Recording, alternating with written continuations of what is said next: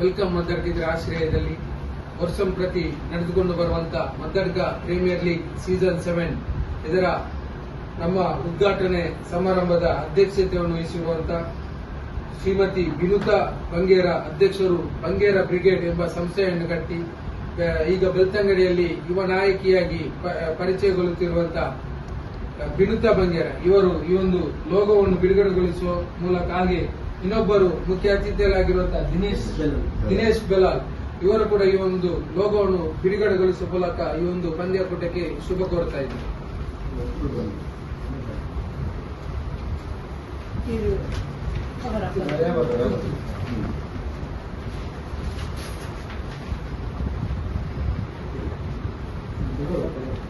Okay.